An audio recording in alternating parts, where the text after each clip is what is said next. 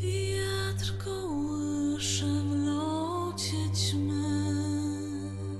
Hello and welcome back to Raven IR Paintings. Today another one of the crones. This time it's gonna be the Weavess. The 2 out of 3. It's done now, so the next episode is gonna be probably the third one. Just to spoiler it, as you can see the reference card again, I take both cards, one from the Witcher Old World board game, but it's very difficult to indicate the colors from it. So I decided to go the one with the vent,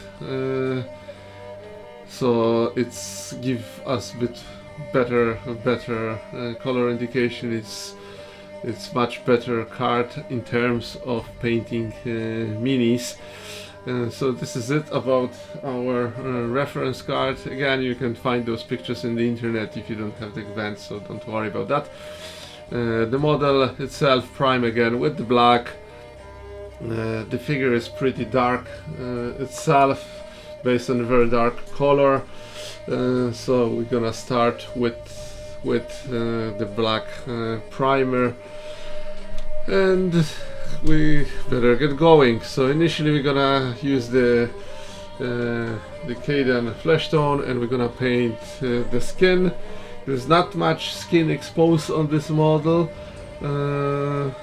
so the main parts that you're gonna be focused on is the arms. There is a little bit of the face uncovered, like the majority of the forehead. One of the eyes completely covered, so there's not much left to paint. However, there is still a bit, so might focus on that. And then the legs, again, the right leg is a little bit of the food, but again she have another pair of legs coming out in the center, so you want to highlight them a bit more. So this is kind of like a key point of this model. We want to expose them further up, so we're gonna pay more attention into that later. Again, as all my crones, they will be kind of in the dirty soil, so I'm gonna apply a little bit on the dirt, especially on the legs later on. Now the Stylian drop. So we're gonna paint the rope on her neck, and again she have a bit of a roping across the bag, and there is a little bit of roping works as her kind of belt. So we paint those at this stage. As usually I mention, it's worth to paint those first, so it's easier to make mistake later. Rhinox hide for the hat. The hat is kind of like a brownish red orange color towards the end, so the Rhinox hide will be our base color that we're gonna start with.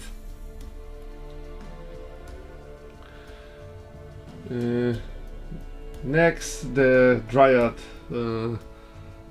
bark, and we're gonna paint her shirt, sweater, you name it. That's she's wearing. Again, this is only our basic color, and we're gonna switch later on to the mix of 2 colors, even 3 for this purpose. What you see later on, stay with me for that.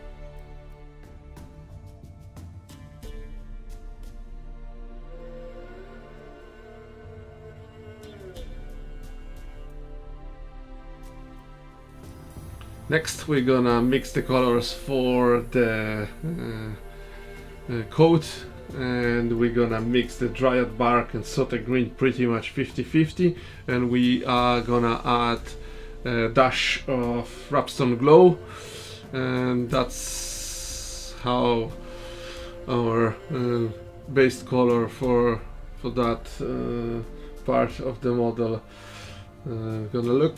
So again, we cover all that skirt, the backpack that she's carrying on, and the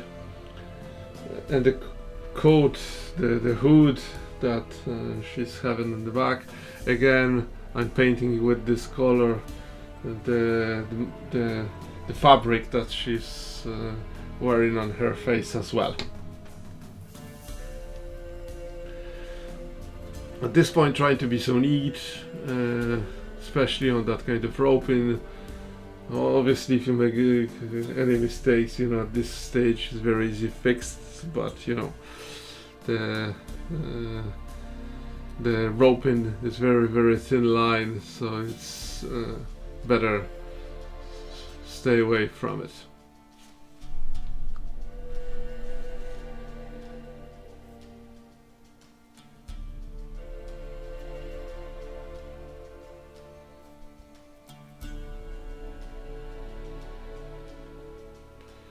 Now I switch over to the Screaming Skull and mixed a tiny dash of the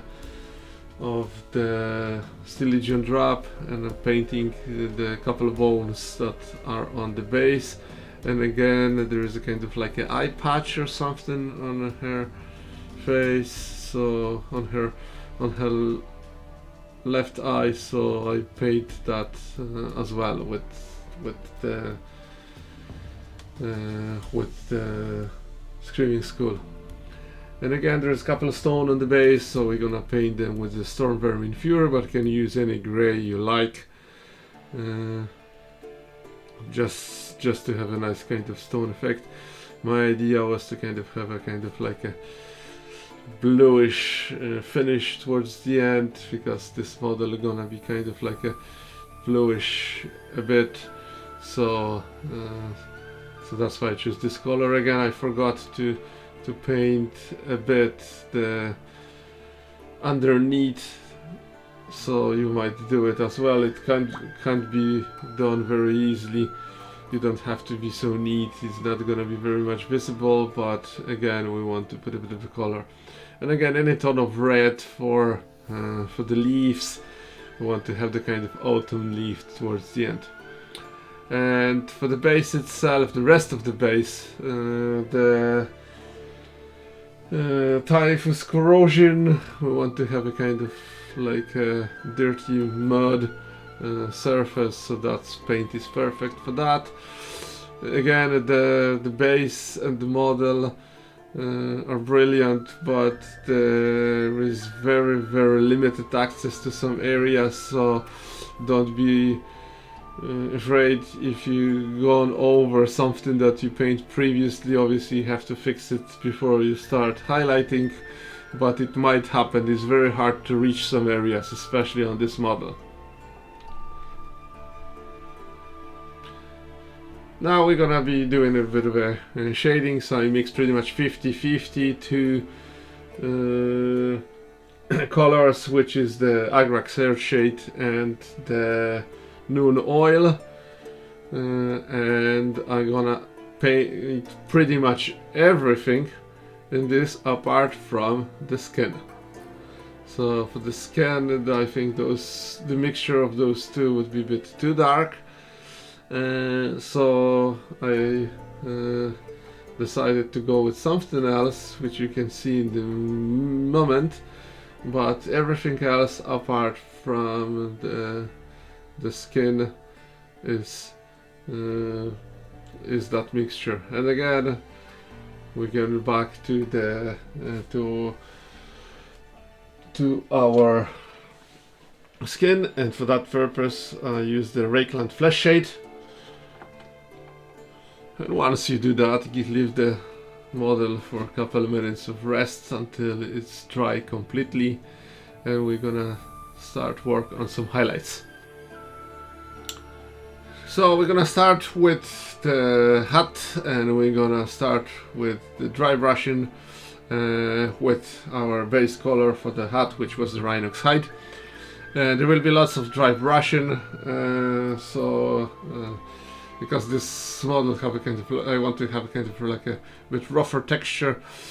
So our next step for the hat will be mixing a little bit of Troll Slayer orange into our Rhinox hide to achieve different shades of mixture of those two colors, and again scatter that color here and there.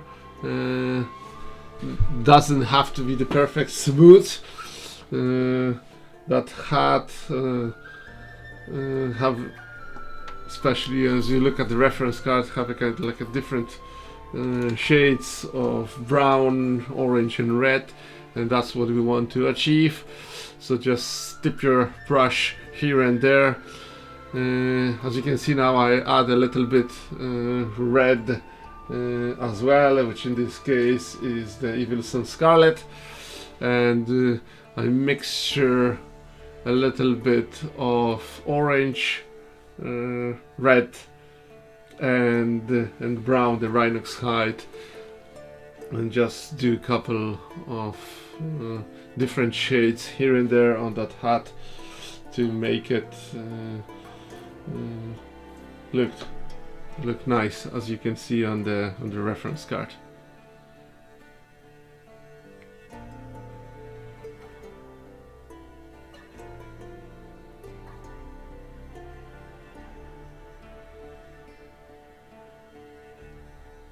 And then our next step, our gray color that we use for the stones, which was the Stone Vermin Fur. We're gonna highlight the couple of stitches in front of the hat, just so they're gonna stand off a little bit further.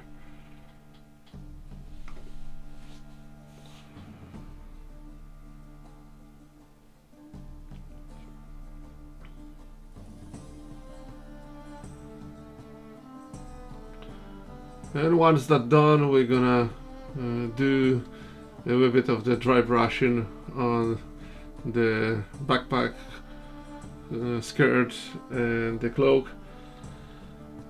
So we will be doing it in a couple of stages, adding a bit more blue into our mix, but initial first layer is the color that you used originally before we apply our wash.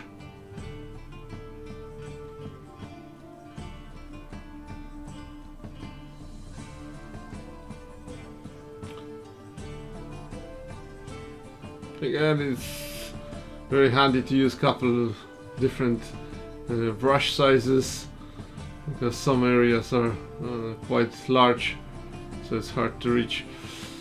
Now we'll be adding a little bit more white into that, so we want to achieve kind of like a lighter tone but keep the same color.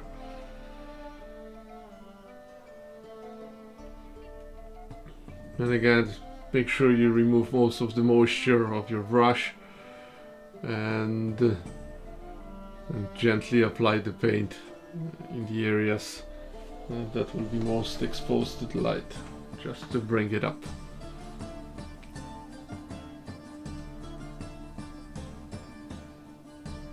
As I mentioned earlier on, we will be doing it a couple of stages. As you can see now, I did kind of a very bright tone of our mixture, and with the fine brush I did highlight all the edges, and once that's done, we do another layer of the dry brushing. That's why I want to have a kind of very bright tone for those lines, so it will blend nicely once we finish the dry brushing later on.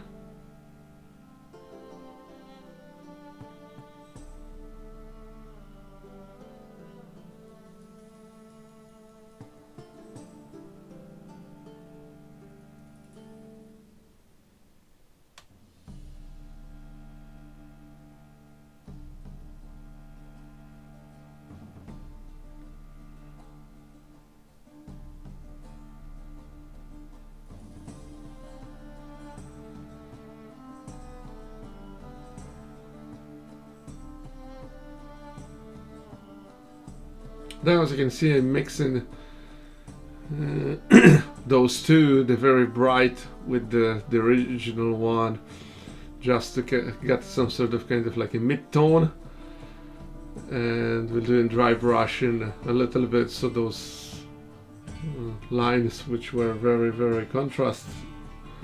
in contrast to the rest of the model, they're gonna blend nicely into the colors we had.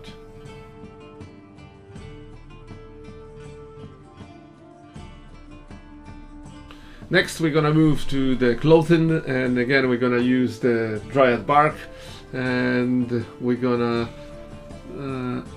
be adding the Styligion drop for the mid-tone, and again we're gonna use the dry brushing technique for that. Make sure you're gonna use the small brush for this purpose. Again, you know, those areas are hard to reach, and you know, if you use the ordinary dry brush, you know, you're risking getting over the area you want to paint. So as you can see now, I add a little bit of the Styligion drop, but the final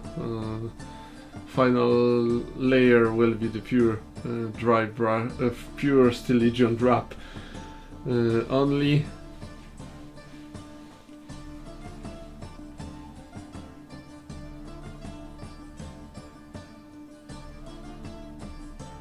Now we're gonna get a little bit of XV88, and I use the sponge instead of the brush, so if you want to stick with the brush, it's fine, but I want to have a kind of like a bit of a pattern on that clothing, so just stick your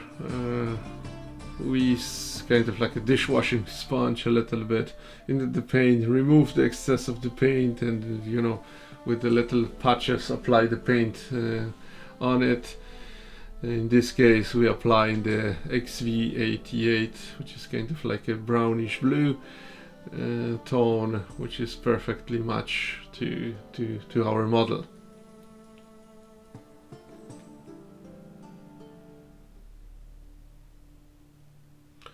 And our final touch will be a little bit of the sundry dust, and we apply on the sleeves, just to bring a bit more contrast into that.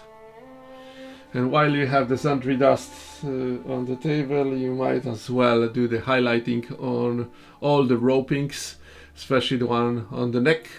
But again, you know, the backpack and the others could be done at this stage as well.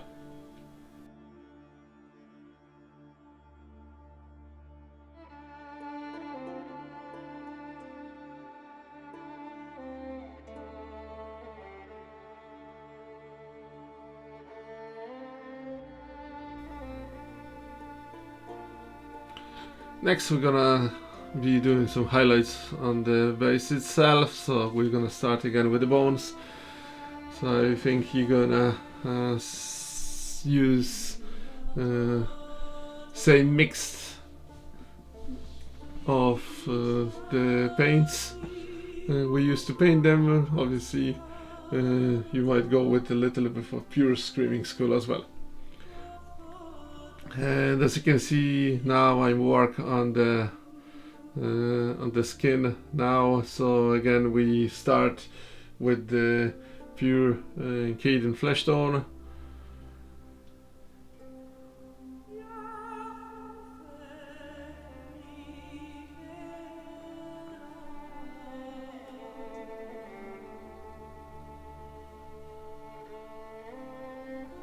And as I mentioned earlier on, we're gonna put quite a focus on those 2 spare legs coming out of our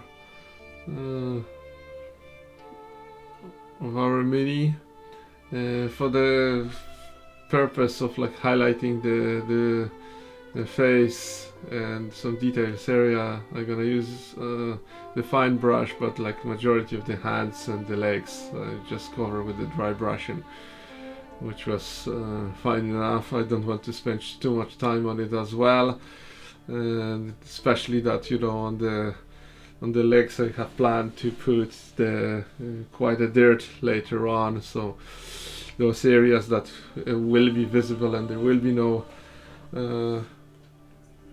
dirt, you might focus a bit more, but the rest, if you are planning to put the dirt on it, you know, you might go fast and smooth. And again, it's all depend what you want to achieve towards the end. If you want the whole mini nice and clean, you know, obviously you need to focus on those as well. More from brown now on the brush, and just a bit of a dry brushing on the base, here and there. Again, if you wanna have some pattern, it would be nice to go with it here and there. The stones, again, I usually cover them with the dry brush, couple of stages, adding a bit more white on every consecutive stage until you achieve, you know, the fine result.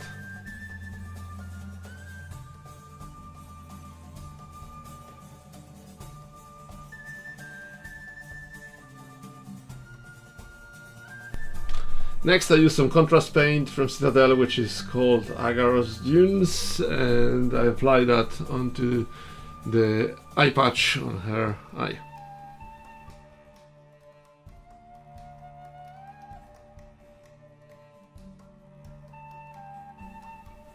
I have also applied this paint here and there on the base, so it's bring some contrast in some spots. For the leaves itself, I decided to put a bit of a orange as well, and again, you not cover them a lot, just a tiny bit here and there, so I have a bit more kind of pattern there. The bookmark's glove, just a tiny bit on her lips. And then diffuse corrosion, and we're gonna apply some dirt. So imagine, you know, she walked through the forest after the rain, so there is a bit of a mud on the surface. So I apply that on the whole bottom of our Weavess, so the legs, the skirt, the bottom of the backpack as well, and a little bit on the hands gonna go as well. So just, you know, play with it a bit, have fun, you know, and see what results you can get. I was quite happy with what I done with it, and I think it looks cool if you apply a bit of a weathering. As usual for all my monster, the rim will be covered with grey, in this case German grey. Great paint from Vallejo. And just to finish off the base, I'm gonna apply a couple of pieces of the grass in a few different shades. It's bring a bit more kind of life into the miniature, and this is how it looks so far.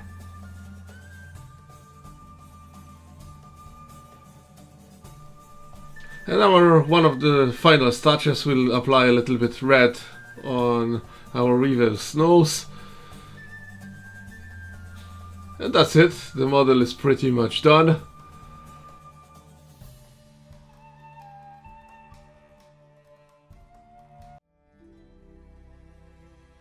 So this is it. I hope you like this painting tutorial. I hope you liked this mini. If so, please don't forget to give the thumb up, and if you haven't subscribed the channel yet, please do so.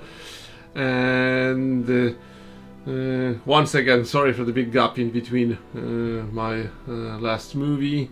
You know, busy life, busy work. But again, I hope to post another one very soon. So once again, thanks for watching. All the best in the new year 2025, and I hope to see you soon. Take care and bye now.